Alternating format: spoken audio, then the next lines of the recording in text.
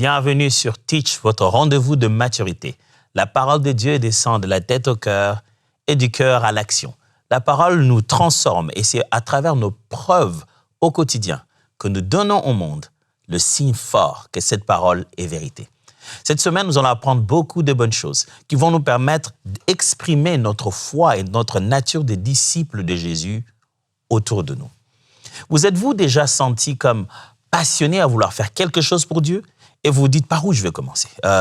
Je sens que je vais servir le Seigneur. Plusieurs fois, j'ai eu des questions comme ça où des frères viennent me voir ou des sœurs viennent me voir et disent « Pasteur, je sens la passion pour l'œuvre de Dieu, je veux servir Dieu, mais je ne sais pas par où commencer. » Eh bien, aujourd'hui, vous allez découvrir qu'il est possible que votre épicerie au coin, votre voisin de l'autre immeuble, votre école au bas de la rue, toutes ces personnes autour de vous, cet endroit où vous vivez, c'est peut-être déjà le champ missionnaire où Dieu voudrait que vous puissiez manifester la nature de Christ.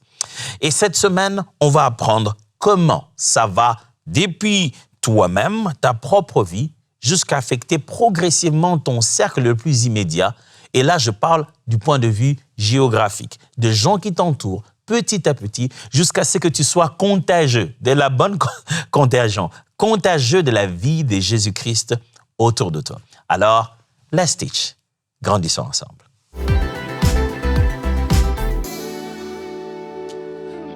Ton quartier peut être ton champ missionnaire. Et si Dieu t'avait placé quelque part, ça c'est une chose qu'il faut bien savoir. Si Dieu te place quelque part, c'est généralement pour aller y aimer quelqu'un. Je vais me répéter.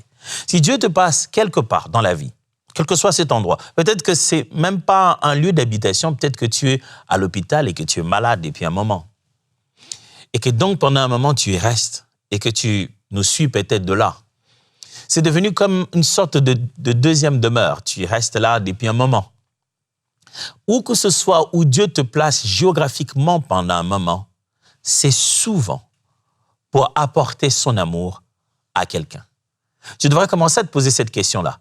Qui a-t-il besoin d'être aimé ici? Qui autour de moi a-t-il besoin de l'amour de Jésus? Jésus ne m'a pas amené ici pour rien. Ton quartier, là où tu vis, le bâtiment, là où tu loues, votre immeuble, ce n'est pas juste de la décoration. Ce n'est pas juste pour que tu sois dans un voisinage très beau qui te donne la paix en te disant c'est sécure ici, je peux marcher, je peux me promener, il y a de la verdure, il y a un coin pour jouer avec les enfants. Non, ce n'est pas juste la belle décoration que Dieu a mis autour de toi. C'est aussi une opportunité. Une opportunité d'amener ta foi dans la vie des autres. Sans être agressif, juste une opportunité d'apporter ta foi. Sache-le très bien que ta mission en tant qu'enfant de Dieu commence là où tes pieds posent.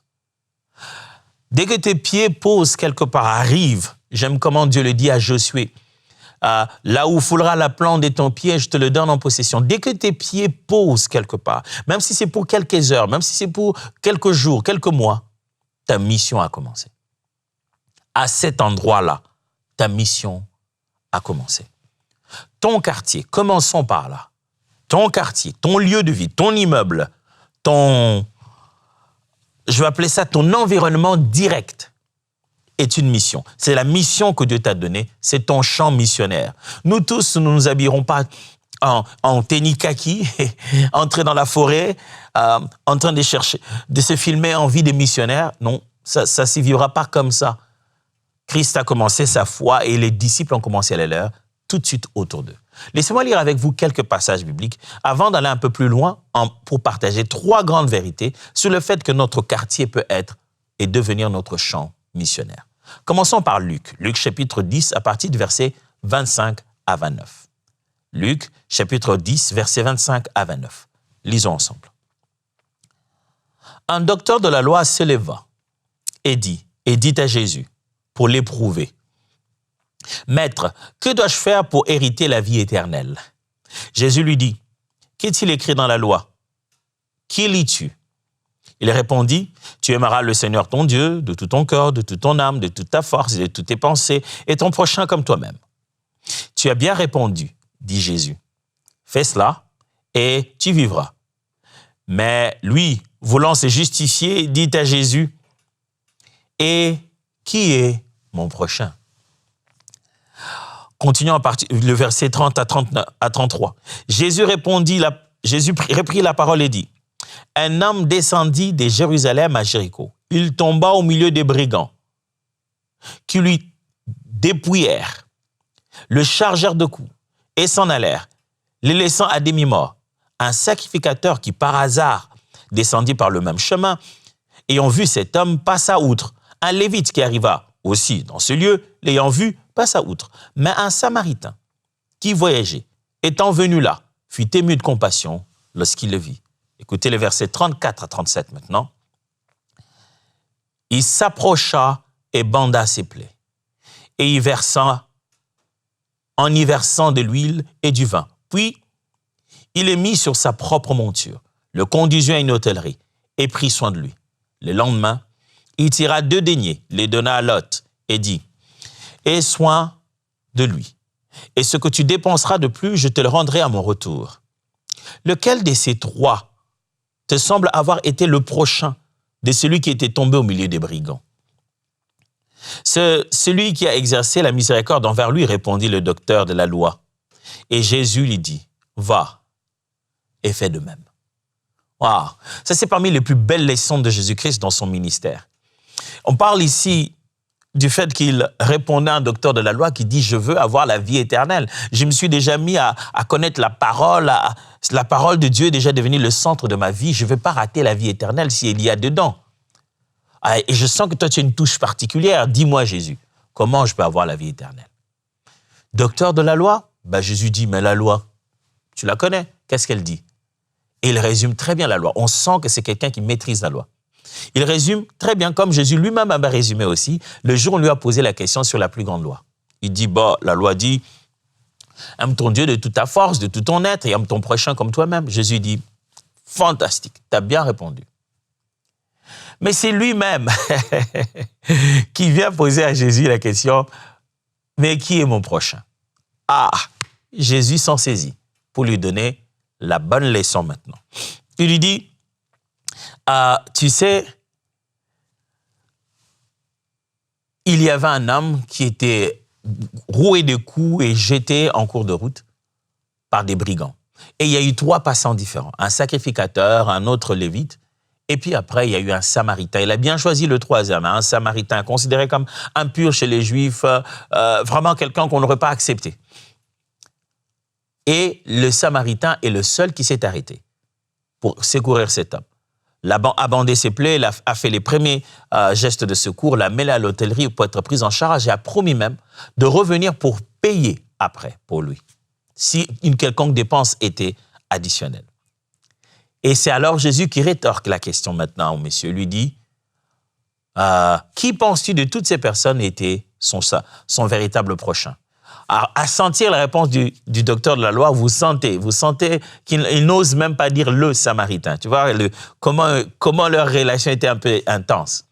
Il dit, c'est celui qui l'a aidé. Et Jésus lui dit, va, toi, fais de même. Une leçon importante que Jésus veut leur enseigner ici, c'est que le voisin devient une mission quand tu t'arrêtes pour quelqu'un. Le voisinage, pardonnez-moi, devient une mission si tu apprends à t'arrêter pour quelqu'un. Ça aurait pu être juste dans son décor de vie, dans cette parabole, c'est une image bien sûr, mais ça aurait pu être juste le décor de vie de ce Samaritain, comme ça a été le décor de vie du sacrificateur, comme ça a été le décor de vie du Lévite. On passe, on voit, quelqu'un malade, quelqu'un est tombé là-bas, vraiment, pitié. On aurait pu faire ça. Le sacrificateur est passé. Il y a une loi sacerdotale qui dit que voilà, si tu touches quelqu'un d'impur, si c'était quelqu'un de mort et qu'il l'aurait touché, il serait impur pendant, je crois, plus d'1 semaine. Alors ils se disent, pour des raisons religieuses, je ne peux pas toucher cet homme, peut-être qu'il est mort ou quoi qu'il est. Je ne peux pas venir même vérifier s'il est vivant ou pas, parce que si je le touche, je deviendrai impur religieusement. Donc il fait partie de mon décor. Quand je le regarde, pour des raisons de religion, je ne peux pas m'approcher de lui. Waouh! Mais le Samaritain, qui ne se pose même pas la question, c'est peut-être un Juif, nous les Juifs et les Samaritains, on ne s'entend pas, mais qui voit quelqu'un qui a besoin de secours, ne considère pas sa vie comme faisant partie du décor, s'arrête, va le secours. Le voisinage devient une mission quand on apprend à s'arrêter. C'est important. Notre foi chrétienne ne doit pas juste être vécue en passant les gens à côté de nous parce qu'ils sont dans le monde. Quelquefois, la vie des gens autour de nous crie au secours et nous, on ne les entend pas. Le voisinage devient une mission quand tu apprends une chose importante. T'arrêter. Pas juste voir, prendre une photo, prendre une vidéo, en parler avec les amis après. Non, t'arrêter. Un deuxième exemple, Matthieu chapitre 5, versets 13 à 16. Vous êtes le sel de la terre. Voici le meilleur texte. Vous êtes le sel de la terre. Mais si le sel perd sa saveur, avec quoi la lui rendra-t-on? Il ne sert plus qu'à être jeté dehors et foulé aux pieds par les hommes. Vous êtes la lumière du monde. Une ville située sur une montagne ne peut être cachée de regard. Et on n'allume pas une lampe pour la mettre sous le boisseau, mais on la met sur le chandelier et elle éclaire tous ceux qui sortent, tous ceux qui sont dans la maison. Un autre bel exemple. Jésus-Christ montre que nous sommes sel de la terre, lumière du monde. Il nous donne des rôles très particuliers, pas pour l'Église, mais pour le monde qui nous entoure. Et il montre que nous, en tant que ses disciples, nous avons un apport considérable au quotidien. Il dit quand on allume une lumière, c'est pas pour la cacher, c'est pas la couvrir, c'est pour la mettre là pour que tous ceux qui sont là profitent de cette lumière. J'ai une question pour vous. Est-ce que votre voisinage profite de votre foi ou bien elle est juste embêtée par vos bruits? Est-ce que votre Jésus fait profiter le voisin ou vos bruits empêchent les gens de dormir? Une des fortes leçons que Jésus met ici dans ce texte, c'est que la foi authentique se voit dans le quotidien. C'est au quotidien que les gens qui sont autour de nous se disent « Oh, lui, il est chrétien ». Parce que c'est une lumière, parce que c'est le sel. Nous apportons quelque chose qui change la vie des autres. Tu ne peux pas vivre ta foi chrétienne seul. Tu dois vivre là où les gens ont besoin du sel, là où les gens ont besoin de la lumière. Tu dois donner goût, tu dois donner lumière, tu dois donner direction, éclairage. À côté de toi, ça doit faire bien de vivre. C'est ça un chrétien.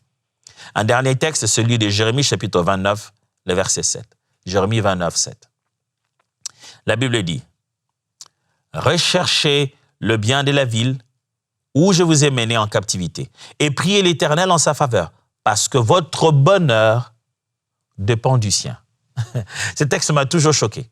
Donc, nous, on est déjà en captivité, on n'est pas chez nous, et là, tu nous demandes de prier et de rechercher le bonheur de ce pays où nous nous sommes esclaves en captivité.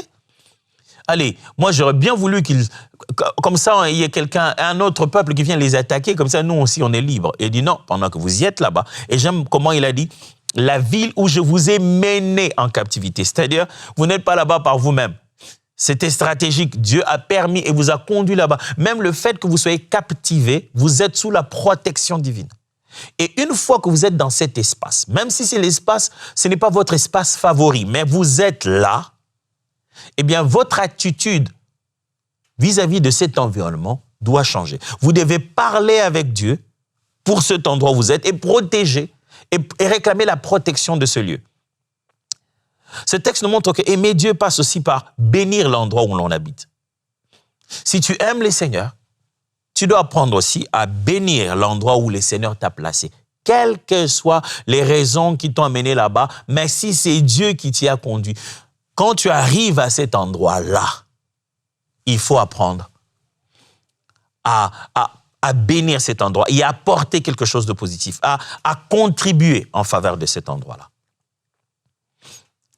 Alors, qu'est-ce que tout cela veut dire? Je vous ai promis 3 grandes choses qui nous poussent à prendre conscience de notre responsabilité, que notre voisinage, notre quartier est un champ missionnaire, que notre foi doit être communiquée autour de nous, dans notre immeuble, des gens qui sont autour de nous. Je parle de notre foi, je ne parle pas de nos bruits, je ne parle pas du son de nos prières, je parle d'abord de l'impact de notre caractère. Alors, 1, la mission commence par la proximité. Ça signifie voir, arrête-toi et aime.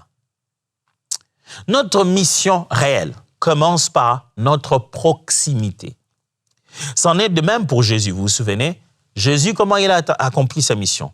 On dit que la parole s'est faite chair, elle a habité parmi nous. Littéralement, on dit elle s'est faite un tabernacle. Elle s'est faite une tente, comme le mot tabernacle dans la Bible, une tente. Et s'est faite une tente, une demeure, voilà. Une demeure, elle est venue habiter. Jésus est venu habiter au milieu de nous. C'est comme ça la mission. Et toute mission suggère toujours ce déplacement pour aller vivre, rester avec les autochtones, leur apporter le salut. Et la mission, mes amis, reste toujours de la proximité. Ça signifie quoi la proximité? Ça signifie ces 3 verbes que je proposais. Voir, s'arrêter et aimer. Donc, apporter Jésus dans notre voisinage, c'est avoir une vision claire des besoins qui nous entourent. Le premier miracle qu'on accomplit dans la mission, ce n'est pas d'abord la guérison des malades. Non. Le premier miracle qu'on accomplit, c'est la capacité de reconnaître quelqu'un qui est dans le besoin, de remarquer. Avant de le guérir, il faut le remarquer. Comment allez-vous habiter, comment allez-vous bénir la maison des Zachée si vous ne levez pas le regard et voyez que Zachée est sur l'arbre? Comment allez-vous guérir une personne malade qui est là depuis longtemps à côté de la piscine de Bethesda si votre regard ne s'arrête pas sur lui? Le premier miracle dans la mission, c'est d'abord de remarquer quelqu'un qui est dans le besoin. Notre mission autour de nous, c'est de voir. Jusqu'à quand tu vas voir cette dame à l'épicerie? Juste tout le jour, tu passes par là. C'est chez elle ce que tu achètes le pain dans cette boulangerie. Jusqu'à quand tu vas la voir? Après voir, il y a s'arrêter. Voir, c'est bien. Tu ne t'es pas arrêté parce que tu es juste venu acheter des beignets ou que tu es juste venu acheter ton pain. S'arrêter veut dire se focaliser sur son besoin. Avoir une conversation qui va au-delà de combien ça coûte. Le permettre de se sentir voulu, valorisé. Lui offrir une attention qui, même pendant 5 secondes, lui permettre d'ouvrir une conversation avec toi. C'est voir, c'est s'arrêter. Et c'est aussi aimer. Quand un voisin se sent vu, se sent honoré, ça devient une porte ouverte pour Dieu. Pour Dieu, j'insiste. Même pas pour que toi, tu continues l'évangélisation et que tu amènes un plus grand nombre dans ton église, non. Ça ouvre une porte pour Dieu. J'aime ce que Paul dit lorsqu'il parle des manifestations de dons spirituels. Il parle du fait que lorsqu'on prophétise, un non-converti qui vient dans nos réunions, il voit que Dieu est au milieu de nous. Et j'aime comment il dit, il glorifiera Dieu au moment où il le visite. Ça n'a plus rien à voir avec les dons qui sont là. Il glorifie Dieu et il dira, Dieu est au milieu de vous. Finalement, il tourne son regard vers Dieu. Mon frère, ma sœur, ton voisinage a juste besoin de se ressentir vu, digne de ton attention et de ton amour. Ça fera une porte pour Dieu. Le Seigneur le rencontrera même le soir, même après 3 mois, en se disant pourquoi ce monsieur est comme ça. Vous savez, des fois, les gens ne savent pas que Dieu les aime jusqu'à ce que toi, tu leur montres qu'est-ce que ça veut dire l'amour de Dieu. Alors, ta vie d'incognito, c'est bien. Ta vie de passer, de ne pas essayer de déranger qui que ce soit, de passer juste incognito, c'est bien, c'est fantastique, mais n'oublie pas, on est en mission sur la terre. Tu ne peux pas continuer à te réveiller matin, midi, soir, dans ce quartier-là, dans cette ville-là, dans cet endroit, dans cet immeuble-là, et passer la tête baissée quand le voisin, souvent, ouvre sa porte avant d'entrer chez lui, toujours au moment où toi tu es dans le couloir. Ah, mais les gens ici, ils ne veulent pas être embêtés. Il ne s'agit pas d'embêter, il s'agit d'aimer. Il s'agit d'aimer. Il s'agit de voir, de s'arrêter et d'aimer. Deuxième vérité, la présence avant la parole. Sois d'abord un sel, sois d'abord une lumière dans le quotidien.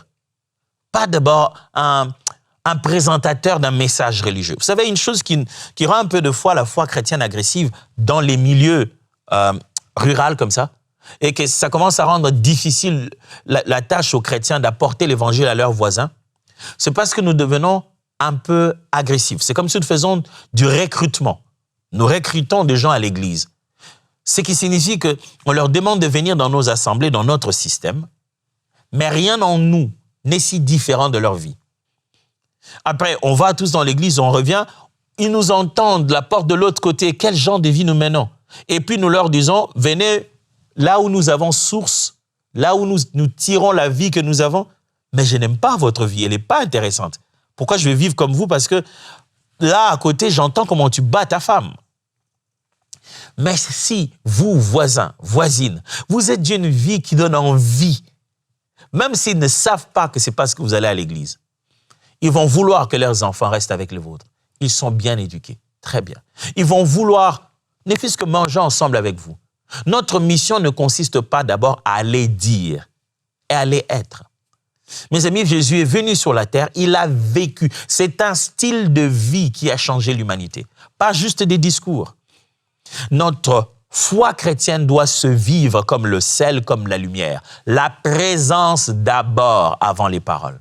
Ce n'est pas en débitant verset après verset que vous apportez une transformation de la vie de quelqu'un. Non, c'est en portant ces Jésus-là en vous.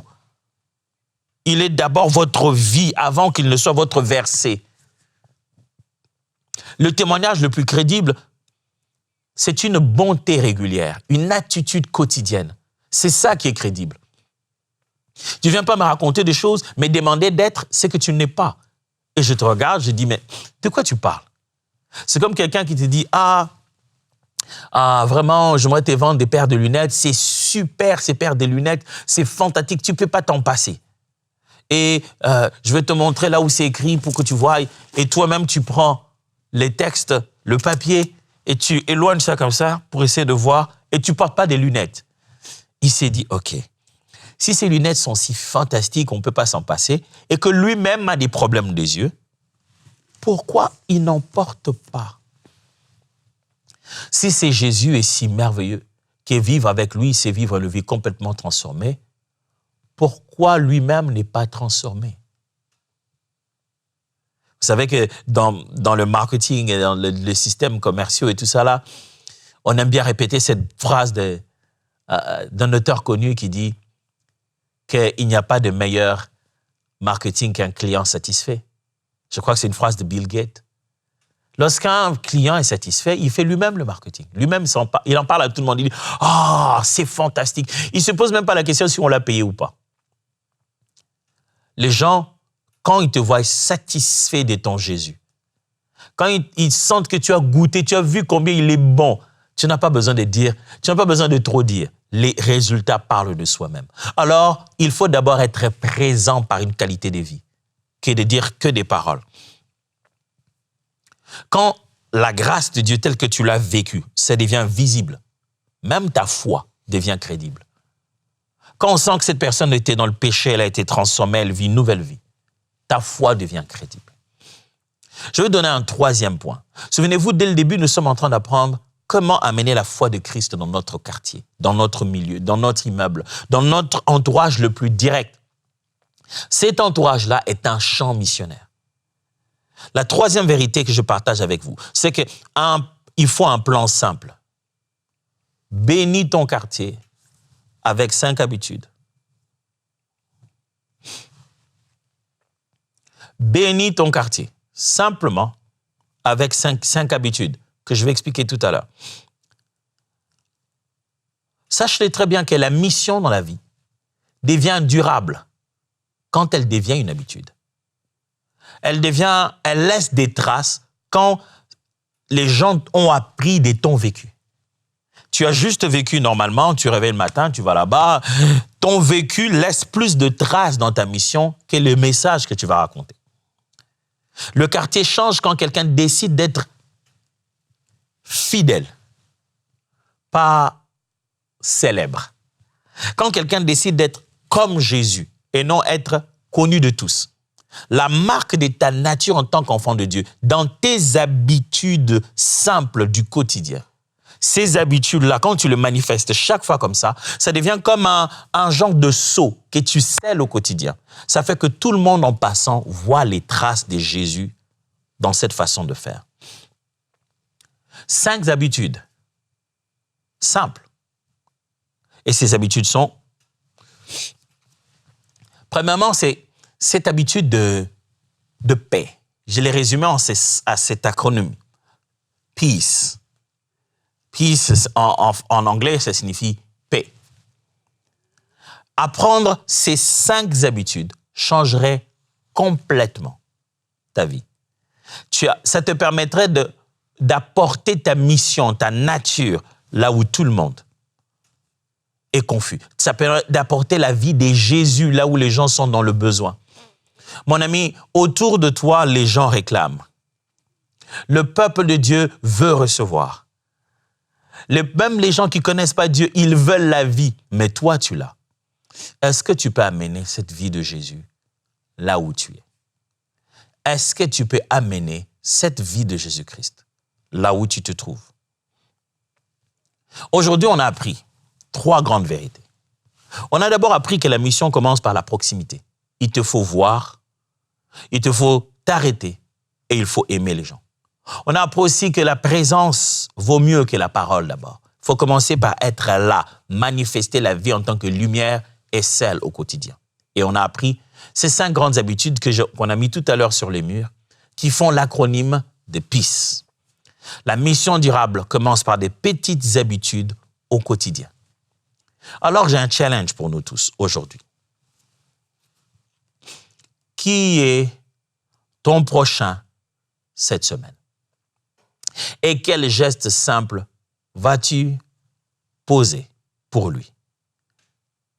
Parce que le but, c'est d'aimer notre prochain, c'est de manifester notre foi autour de nous. Je ne dis pas qui est le frère ou la sœur qui est chrétien ou chrétienne autour de toi. Non, juste ton prochain.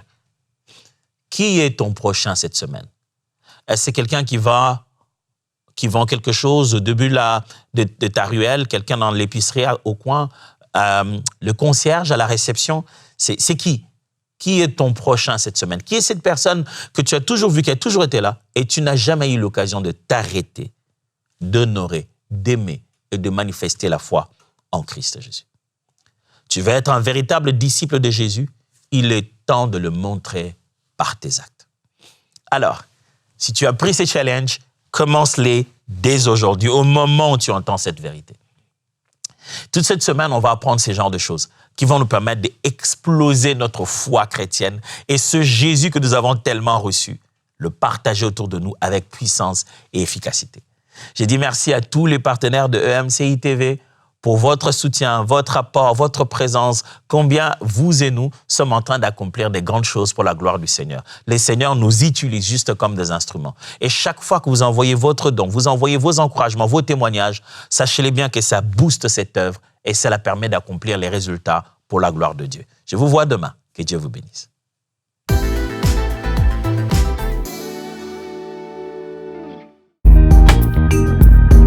Merci à tous nos précieux partenaires, grâce auxquels cette émission a pu être réalisée. Vous aussi, rejoignez la grande famille des partenaires de EMCI TV en faisant un don sur emcitv.com/don.